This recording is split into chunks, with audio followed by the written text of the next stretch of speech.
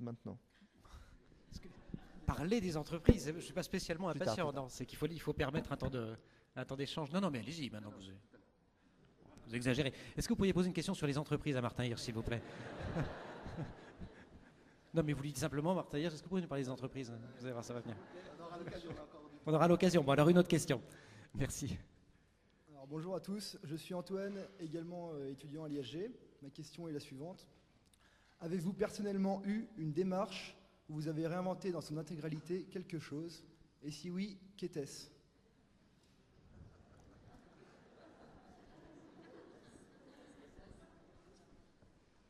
Bon, vous avez déjà commencé à répondre les uns et les autres. Répondre rapidement parce que autrement. Peut-être qu'on peut la reformuler en disant quelle Non, était la part elle, de. elle est bien formulée, mais un bien, scientifique qui n'a pas réinventé en détruisant une théorie d'un collègue, ex-collègue donc, pour faire une publication avant un autre ou avant une autre équipe, c'est pas un scientifique. Et ça me permet d'ajouter, si vous voulez, donc moi j'ai réinventé pas mal de choses dans ma vie. J'ai travaillé sur les hormones du cerveau, j'ai travaillé sur la synthèse de produits chimiques qui étaient capables d'agir sur la psychologie, j'ai synthétisé 250 produits. Il y en a 2 ou 3 que j'ai vraiment réinventés à partir de choses qui existaient déjà, dont les gens ne savaient pas qu'ils auraient cette application-là. Et j'ajoute pour ça que la réinvention en science ne peut se faire que dans la critique. On peut en discuter avec le débat actuel sur certains sujets planétaires. La critique, c'est le moyen de se réinventer. Parce qu'on dit toujours, les scientifiques, ça doit marcher par consensus. Si tout le monde est d'accord, c'est vrai. Non, il suffit qu'une personne ne soit pas d'accord sur une théorie pour qu'on réinvente la théorie. C'est comme ça que la science avance. C'est pas par des consensus. Monsieur Allègre fait avancer la science. C'est ça, c'est la controverse.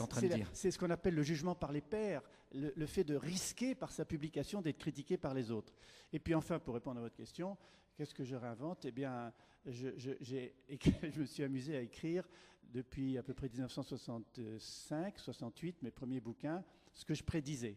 Donc c'est pas une réinvention, c'est une invention de ce qui va arriver. Parce que mon métier, c'est de faire de la prospective. On dit aussi des futurologues, je ne sais pas trop ce que c'est. Et donc, j'ai fait un tableau régulier de tout ce que j'ai dit qui allait arriver. Et ça marche. Ça marche pas mal. Hein. Je ne veux pas le faire. Il suffit de non, dire mais je peux le dire à votre place. Ça marche pas mal. Le macroscope, 1975, qui prévoyait le réchauffement climatique, le téléphone portable, Internet. Tout ça, c'est dans le bouquin. Donc, voilà. Ce n'est pas une réinvention, c'est un décodage de futurs possibles. Et Internet en 68, c'est pas mal parce que ARPANET, qui est l'ancêtre d'Internet, c'est 69, si je me souviens bien. 74, j'étais au MIT donc, quand on a fait les premières liaisons entre les Boston et Oxford. Frère Samuel. Moi, j'ai spontanément pensé à 3 choses. La première, quand j'ai eu à faire ma thèse de philo, j'ai essayé, par paresse, d'aller à un endroit où personne n'était allé. Parce qu'on gagne du temps dans la bibliographie. Et donc j'ai fait une recherche fondamentale en philosophie sur le corps comme prisme fondamental de compréhension de la réalité et comme instrument fondamental d'organisation de notre manière humaine de vivre dans le temps et dans le lieu. Et j'ai trouvé plein de choses autour, mais j'ai rien trouvé au centre. Voilà. Et donc j'étais très heureux pas d'inventer, mais de découvrir, de m'émerveiller de quelque chose qui me fascinait depuis longtemps. Et quand on le fait le premier, alors c'est illisible, hein, rassurez-vous. Mais en tout cas, moi, ça m'a passionné. Ça donne un bouquin qui s'appelle Corps et Sagesse. Je suis en train d'essayer de faire ça une deuxième fois sur un sujet qui est tout proche et qui est un peu plus difficile, qui est la chair. Et je viens là de passer quelques mois à relire toute la Bible sur la chair. Et je suis fasciné, émerveillé de voir à quel point la Bible nous met dans l'amour de la chair, contrairement à toutes les images, évidemment, que véhicule... Oui, parce que vous dites chair, on pense péché de chair immédiatement. Ah non, c'est l'inverse. Je pense que, en tout cas, dans la Bible, personne n'est plus amoureux de la chair que Dieu. Et c'est assez bouleversant à découvrir. Voilà, donc j'en suis qu'à la moitié. Après ça, il y a un deuxième lieu. Alors ça, c'est pas moi. Il se trouve que le fondateur de ma communauté, qui a fondé une communauté en 75, avait comme intention de réinventer, alors ça paraît complètement prétentieux, la vie religieuse. À la lumière de l'évangile de Jean, se disant, on en reparlait tout cet après-midi d'ailleurs avec des frères et des sœurs, son intention très précise, c'était de dire, c'est bien les cadres, les formes que ça a déjà prises, mais en fait, si on se remet, comme dans l'Évangile, à découvrir la nouveauté absolue du Christ, on devrait pouvoir revoir les choses complètement de manière nouvelle. C'est extraordinairement difficile, parce que la mémoire de tout ce qui existe et les contraintes des structures qui existent empêchent considérablement la réinvention sur des choses aussi élémentaires que ça. Je pense à la famille. Hein. Chaque fois qu'un couple décide de vivre ensemble, il imagine qu'il va réinventer la famille et le couple. il s'aperçoit quelques années plus tard qu'il a plutôt fait dans le remake et qu'il y a peut-être des petits endroits où on est dans le moment, on s'aperçoit qu'on a aussi pas mal fait dans le remake 30 ans plus tard et on essaie de se demander s'il y a des endroits où on a commencé à réinventer des sillons. Voilà. Et puis la troisième chose, qui est celle qui me tient le plus à cœur, oui, il y a un lieu, moi, où j'ai le sentiment de réinventer, c'est dans l'accompagnement de gens qui sont tous les jours ou tous les 2 jours dans des situations durablement critiques. C'est-à-dire que ce qu'on a pu faire ensemble pour qu'ils s'en sortent jusque-là ne sert à rien pour demain. Et là, dans ces moments-là, on est complètement impuissant. On ne peut que juste espérer qu'on va réussir pour les heures ou pour les jours qui viennent à trouver la manière de faire les pas d'après. Cette réinvention-là, elle se fait pas à force de compétences, mais étonnamment, elle se fait. Et voilà, moi, c'est mon lieu d'espérance. Emmanuel, j'ai oublié quelque chose.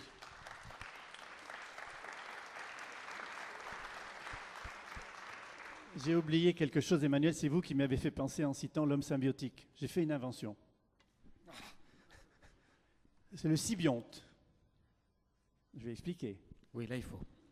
Cybernétique, bios, biologie. Le sybionte. J'ai eu cette idée dans l'homme symbiotique, je l'avais depuis assez longtemps, mais je l'ai écrit en détail dans l'homme symbiotique en 1994. Qu'est-ce que c'est que le sybionte? C'est un macro-organisme planétaire. C'est-à-dire un organisme extrêmement complexe qui est fabriqué par nous en tant que cellules vivantes, comme des neurones ou des cellules. Nous sommes 6 milliards et demi, bientôt 9 milliards de ces cellules. Nous sommes connectés par un espèce de système nerveux, entre guillemets, qu'on appelle Internet, une sorte d'écosystème informationnel. Nous avons des réseaux métaboliques qui transportent de l'énergie d'un bout à l'autre du monde, des réseaux financiers. Cet organisme est en train de commencer à vivre, entre guillemets, d'une certaine manière. Donc je l'ai appelé le sybionte.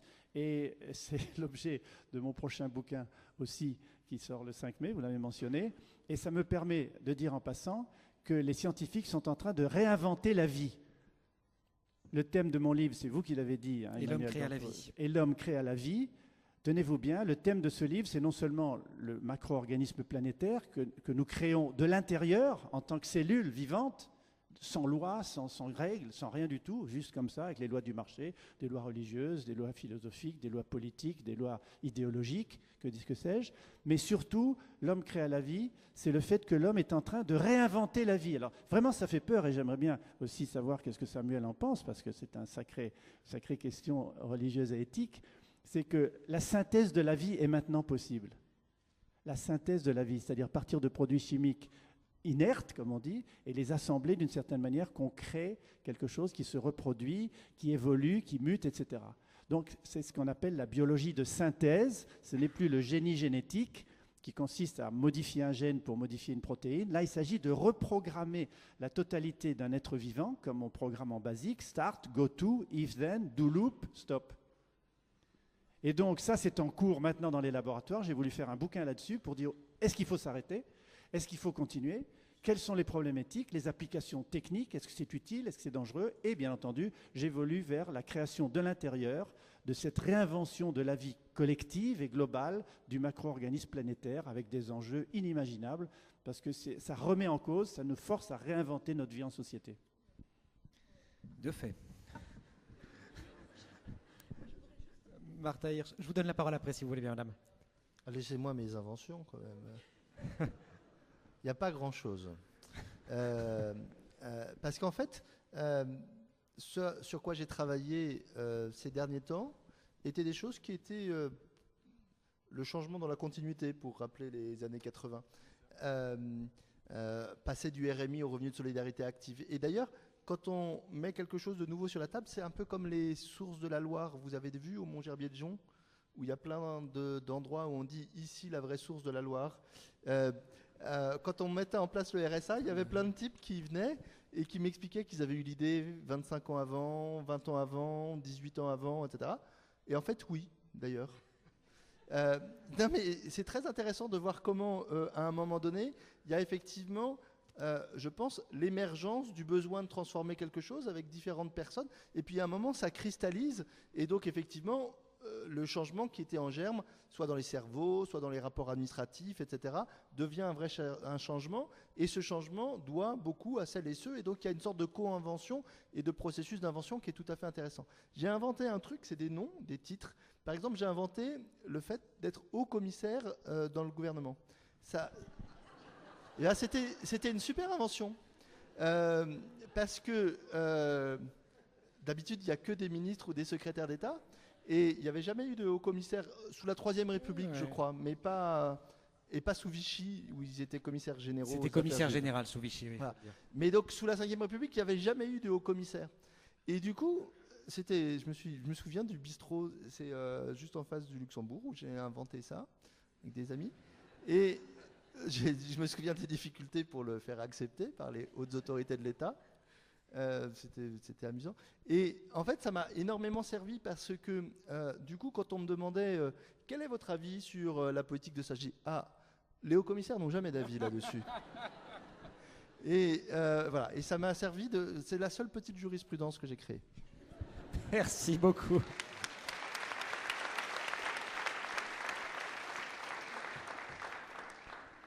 Allez, je vous donne la parole et je redonne la parole aux étudiants. Parce qu'apparemment, c'était très contextuel. Non. D'abord, première chose, c'est que je trouvais que ce nouveau gouvernement qu'on annonçait comme un régime qui aimait la transgression, au moins déjà, Martin Hirsch a pu un petit peu rentrer dans la transgression, c'est pas mal. Oui, moi je suis pas du tout... moi je suis humaniste et je me dis, l'humanisme reviendra avec le retour des savoirs particuliers contre la lecture universelle du monde.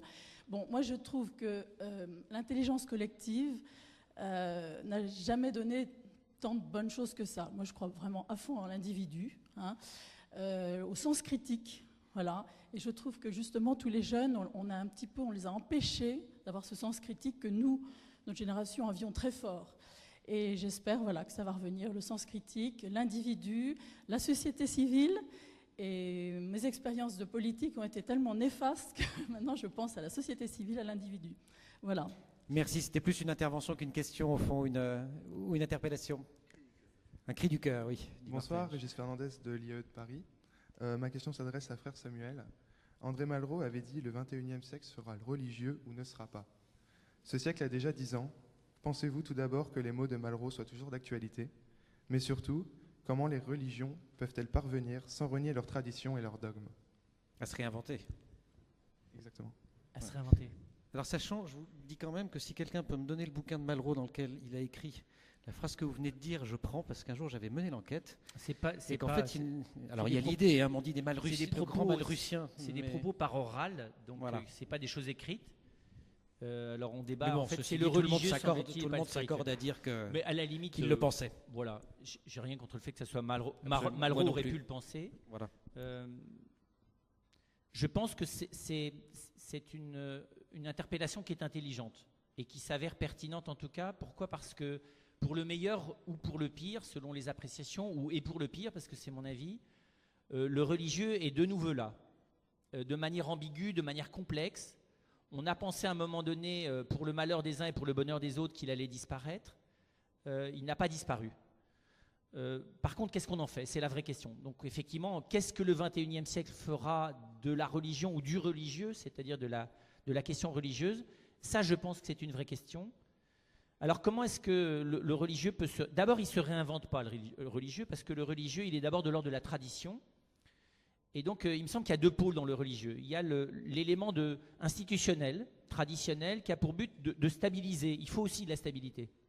Qui a pour but de former, voire malheureusement aussi de formater, parce qu'on commence par former, on finit par formater, et qui propose des cadres et des normes à la société, qui pendant de longues années, dans le cadre des sociétés religieuses, a proposé des cadres et des normes, et qui permet d'enfanter une civilisation, parce que s'il n'y avait pas eu d'institution religieuse, aucune grande civilisation n'aurait existé. Ça n'existe pas les civilisations sans institution religieuse, aussi limitées soient-elles. Les civilisations qui existent uniquement dans l'esprit et le spirituel, c'est de l'ordre de la lubie. Par contre, pour exister, cette forme de stabilité a besoin d'être contestée de l'intérieur et de l'extérieur, mais de l'intérieur par autre chose, qui à mon avis est l'essentiel du religieux, qui est la vitalité intérieure, la vitalité spirituelle et notamment la vitalité inventive du regard. Le religieux est moins quelqu'un qui imagine qu'il va changer le monde avec ses muscles ou avec... il faut des créatifs au sens artistique, au sens du travail, au sens du manager, au sens du politique. Mais c'est vrai que toutes les traditions spirituelles proposent une inventivité qui est d'abord une inventivité de l'intelligence et du cœur, qui est évidemment la plus difficile. Parce que y a plein de gens qui ont inventé des choses dans l'histoire de l'humanité. Souvent, leur propre existence, ils ont eu beaucoup de mal à l'inventer. Et ils ont fini, j'allais dire, dans le remake, dans la sclérose, dans le malheur. Voilà, on peut avoir un trait de génie, ça ne fait pas quelqu'un d'heureux, parce qu'on est heureux, à mon avis, que dans l'inventivité. Et je me disais, au fond, aujourd'hui, l'institution n'est plus quelque chose dont nous avons besoin pour le cadre social, parce qu'on s'en passe largement. Et donc, c'est plus sur ce terrain-là. Elle n'est plus nécessaire. Par contre, il me semble que ce qui est nécessaire, c'est cette créativité. Cette créativité du regard. Les institutions, aujourd'hui, on pourrait se poser la question, aujourd'hui, d'où vient la créativité institutionnelle? De l'État, je ne pense pas. Je pense que c'est quasiment impossible. Martin faisait une allusion aujourd'hui en France. L'empilement législatif est un espèce de casse-tête, comme chez nous on empile et qu'on nettoie pas par le bas, ça donne des choses absolument illisibles. Quand on travaille sur les questions de solidarité en France, on s'aperçoit qu'il y a des parts de marché, il y a des concurrences entre... Voilà, il a quand même tenté de prouver le contraire. Il a essayé, que ça pouvait, il a essayé dans le Mikado avec beaucoup d'intelligence de tracer des trous. Ça ne veut pas dire qu'il a réussi à exploser le Mikado et qu'on se réduise à à dépoussiérer l'ensemble de la législation.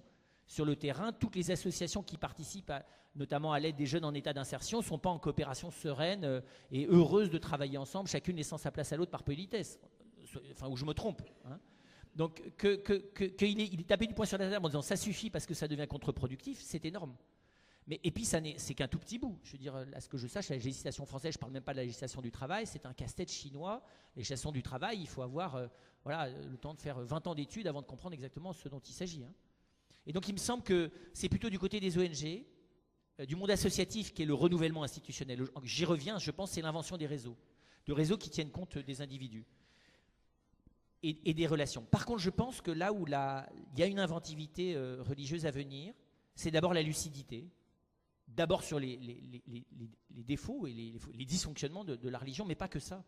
Je pense que la fonction religieuse, elle est d'abord une fonction critique à l'égard du pouvoir, à l'égard de l'institution, quelle qu'elle soit, à l'égard des modes de sclérose de la pensée dans lesquels on finit par dire toujours les mêmes choses alors qu'on s'imagine nouveau. C'est d'abord là. Il me semble qu'à la fois du côté de l'élément critique et du côté d'une proposition qui touche les hommes. Et puis plus profondément, je reviens à ce que je disais tout à l'heure, c'est du côté de l'espérance. Je pense qu'aujourd'hui, une tradition religieuse qui n'a rien à proposer du côté de l'espérance, elle a tout simplement rien à faire ici.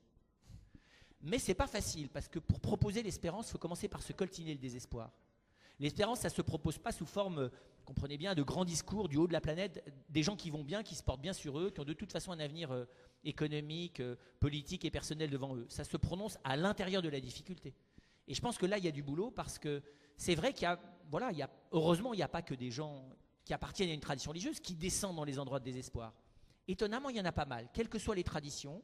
Quand on va dans les endroits où personne ne veut aller parce que personne n'ose aller perdre son espérance là-dedans, on rencontre des justes qui ne sont pas nécessairement des croyants, mais on rencontre aussi pas mal de gens qui ne sont pas dans la croyance au sens du dogme, mais qui sont habités par quelque chose qui les fait aller à des endroits où il n'y a pas grand monde qui a envie d'aller. Ce que j'ajouterais simplement, c'est que l'expérience montre c'est que de plus en plus, ils n'y vont plus tout seuls. Les héros de la solidarité solitaire, ça n'existe plus. Une mère Teresa, elle n'a pas existé seule. Une sœur Emmanuelle, elle n'a pas existé seule. Elle faisait partie de communautés. Et je pense qu'aujourd'hui, on est dans un monde qui est plein d'espoir et plein de désespérance. La mondialisation a une espèce de double effet. Un effet de projection dans le futur et en même temps, de plus en plus, un effet de lucidité sur le fait que cette projection, elle ne me garantit rien du bonheur effectif des personnes. Et donc, je pense que voilà, il s'agit maintenant de... La religion, elle est à être là. Si elle n'est pas là, c'est le Monseigneur Claverie qui a fini par sauter par une bombe à la sortie de son presbytère à Oran, qui disait la vocation de l'Église, mais je le généraliserai aux traditions religieuses, c'est d'aller s'installer sur les fractures de l'humanité. Je pense que là, il y a de la réinvention à faire. Oui, c'est une belle prêche. Bravo. Mais Joël de vous n'avez pas répondu à la question, effectivement, comment la religion peut se réinventer à l'intérieur d'un dogme. Alors, mais on va en discuter. Moi, je ne voudrais pas essayer d'y répondre, puisque je n'ai pas de compétences religieuses, disons. En revanche, il y a un mot qu'on n'a pas prononcé, c'est celui des valeurs. Et moi, je voudrais dire, me semble-t-il, et on peut en discuter, que nous sommes en transition. Le monde est en transition entre un monde de valeurs guerrières vers des valeurs que je qualifierais de solidaires. Ne croyez pas que c'est de l'optimisme naïf ce que je vais dire, c'est du réalisme pragmatique et constructif. me semble-t-il. Le monde guerrier, c'est le monde de la compétition, de la concurrence, de la domination, du pouvoir, celui de l'industrie, de l'entreprise, mais aussi de la politique. C'est le monde guerrier, martien, des hommes. Et puis, il y a des gens qui se font élire, par exemple outre-Atlantique, en disant « I will not govern by fear, I will govern by hope ». Je ne gouvernerai pas par la peur, je gouvernerai par l'espoir. Je vais gouverner par l'espoir. Je vais vous donner l'espoir. Vous pouvez, you can. Alors, je pense que cette transition est fondamentale. Et la génération nouvelle qui arrive nous aide. Nous allons vers des valeurs plus de solidarité, de partage, d'altruisme et je dirais d'empathie. Moi, je crois à la montée de la civilisation de l'empathie, c'est-à-dire faire quelque chose pour les autres, sans enterrer un intérêt immédiat. Pour moi, c'est quasi religieux, si vous voulez l'appeler comme ça. C'est le fait de donner, pas seulement pour recevoir, mais de donner pour donner, d'aider. Et cette génération, avec ses réseaux sociaux, son Internet, son Facebook, son Twitter, ses textos, ses SMS, son MSN, etc., dont on se moque, dont les parents et les professeurs souvent disent « mais c'est superficiel, ils passent leur temps à texter, ils sont par écran interposé, ils sont dans un monde virtuel, ils ne sont plus dans le monde réel ». Toutes les études qu'on a vues à Universcience, Cité des Sciences, les études qu'on a fait faire aux États-Unis montrent que plus ils tweetent, plus ils sont sur Facebook, plus ils communiquent, plus ils s'envoient des emails, plus leur réseau social, physique, pas virtuel, s'étend. Plus ils ont envie de se voir, plus ils ont envie de se rencontrer, plus ils ont envie de partager. Et il y a une montée, alors évidemment il y a de l'égoïsme, il y a ce que j'appelle la montée de l'égologie. Il y a l'écologie, bien entendu, heureusement, mais l'égologie, c'est moi, mon blog, ma notoriété, ma compétence. C'est sûr que ça existe, il y a une forme d'égoïsme. Mais vous seriez surpris, enfin, je pense que ceux qui étudient ça de près, les profs ou les parents, par une forme d'échange, de partage, de solidarité, d'altruisme et, je dirais, d'empathie. Donc moi, je crois que cette transition est fondamentale. Elle est dans les nouvelles valeurs, et je dirais juste une chose pour terminer, et peut-être si vous voulez revenir sur ce sujet, notamment avec Samuel ou Martin, moi j'y reviendrai avec plaisir, c'est l'utopie. Quand Thomas More a écrit son livre en 1516, L'île de l'utopie, il a parlé d'une île dans laquelle les hommes définissaient leur destin, dans une société égalitaire, à l'équilibre, libre, ouverte, sans domination. Ça a été repris par beaucoup d'autres gens, ensuite par Francis Bacon et la Nouvelle Atlantide, qui a construit la construction de l'Amérique, par Saint-Simon et beaucoup d'autres. Mais ensuite, la religion, l'Église, le Vatican, a dit, mais non, il n'y a que Dieu qui peut donner aux hommes leur destin. Il n'y a que Dieu qui peut permettre aux hommes de trouver leur destin. Pas les hommes eux-mêmes, ils ne peuvent pas construire leur destin. Donc ce sont des utopistes. Mais moi, je suis pour une réhabilitation de l'utopie. Je pense que l'utopie créatrice, solidaire et dans le partage est un des moyens ensemble de construire un avenir meilleur.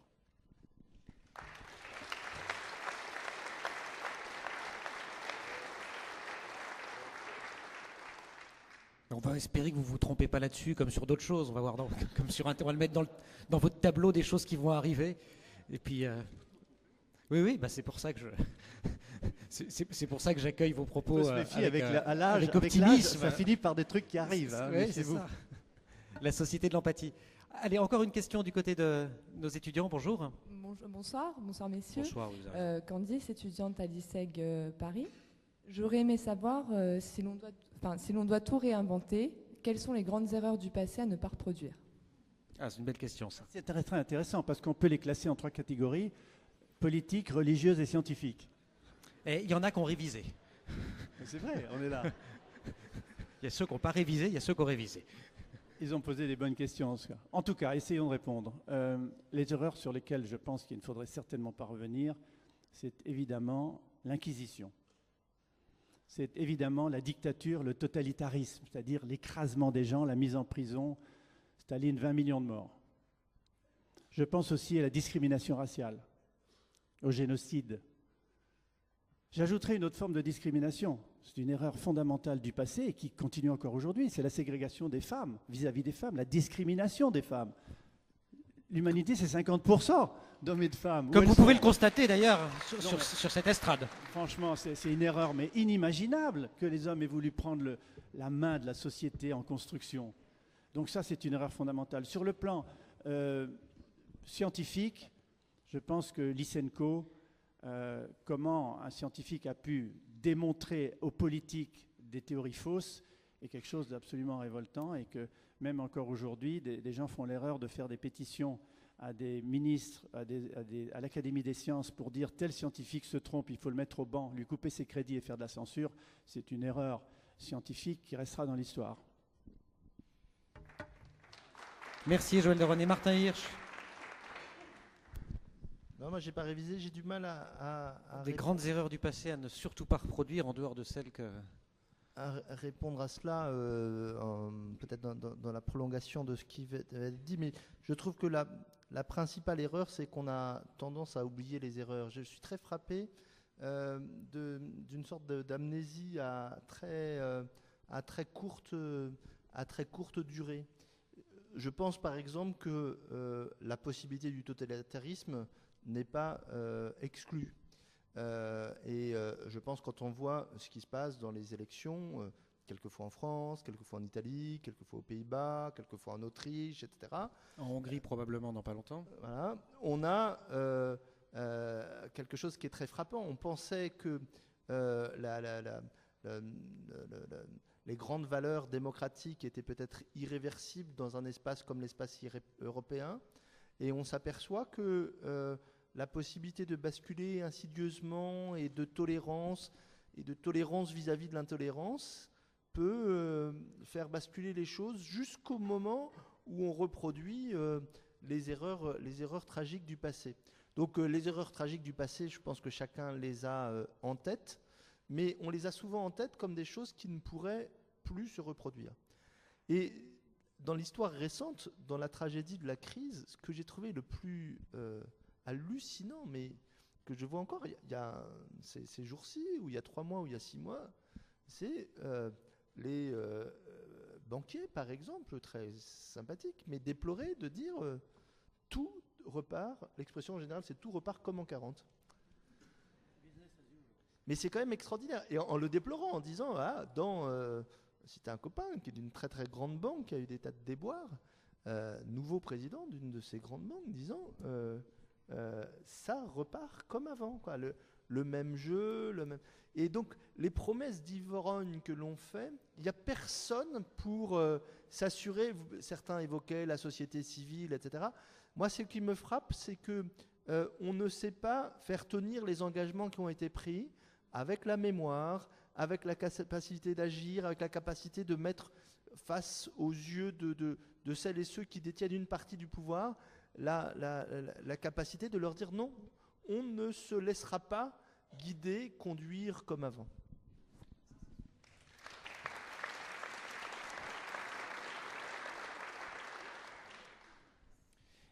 Moi, ce qui me frappe, c'est le point commun entre toutes les énormités en fait, que l'humanité a pu inventer. Et malheureusement, le XXe siècle, quand même, au nom de l'homme avec un grand H, donc au nom de l'humanisme théorique, a commis les pires choses, il ne faut jamais l'oublier. Et je suis très frappé de voir qu'on a mis du temps, on a encore du mal à admettre que ce siècle n'a pas été que le siècle de merveilleuses découvertes et d'inventions, il a été aussi le siècle du pire. Et il me semble que le point commun, c'est le déni de la fragilité humaine comme une richesse. Je suis très frappé par ça. L'angle mort de l'humanité, je pense que c'est un vieil angle mort. Alors, il est d'abord masculin, il est aussi féminin. Les femmes aussi aiment certaines fragilités, en détestent d'autres.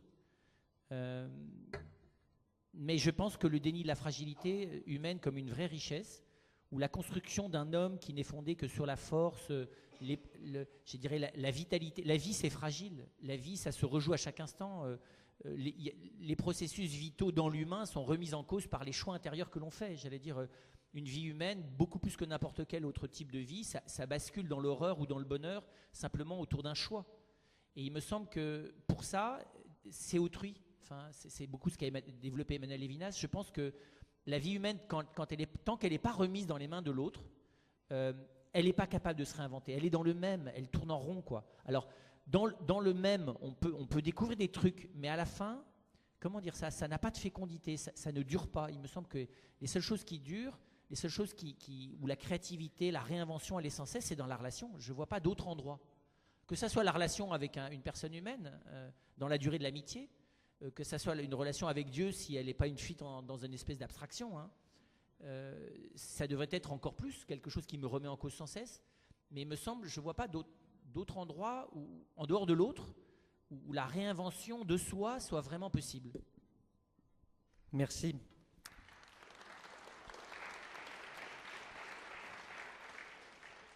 Je vais faire tourner un petit peu le micro. Vous allez partager le micro, les étudiants.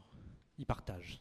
Je vous le rendrai parce que vous aviez préparé beaucoup de questions, toutes très intéressantes. D'ailleurs, on le voit à la façon dont nos intervenants s'en emparent. Mais j'ai eu l'impression qu'il y avait d'autres personnes qui avaient envie en dehors de Madame, de nourrir le débat. Alors on voit, il faut que vous, voilà, on voit effectivement, Monsieur en bleu. Peut-être qu'il faut que vous releviez la main une nouvelle fois pour que Mademoiselle vous voie. Voilà. Je suis désolé, on ne vous voit pas excessivement bien parce qu'on a les projecteurs dans les yeux. Bonsoir, monsieur. Bonsoir, monsieur. D'abord, je voudrais dire que merci pour tous les commentaires. Mais il y a quelque chose sur lequel je voudrais attirer votre attention. Nous avons en France un grand auteur, non pas que je sois pour ou contre, mais qui s'appelle le père Teilhard de Chardin, et qui rejoint, sauf erreur de ma part, à peu près tous les commentaires que vous venez de faire, notamment sur l'empathie. Lui employait une autre expression qui s'appelle noosphère. Ma question est la suivante. Première question, est-ce que vous pensez que ce concept de noosphère soit encore d'actualité? Deuxième question, qui peut être un peu plus perverse. Je suis étonné de voir qu'on emploie tout le temps des références anglo-saxonnes, Rifkin ou autres, l'empathie, avec tout ce que ça suppose, naturellement très, très correct, et qu'on n'emploie jamais de références qui soient françaises. Et je m'en désole un petit peu parce que nous sommes dans une culture, ici nous sommes à la Sorbonne, et que, comme l'a dit le père, effectivement, depuis 80, nous ne réfléchissons plus. Pourtant, nous avons des références ici aussi. Merci pour cette intervention. Vous les avez écoutés discuter juste avant le débat? Non, parce qu'ils parlaient de Teilhard de Chardin et de la noosphère, donc vous leur servez ça sur un plateau. Alors, c'est plus que jamais d'actualité.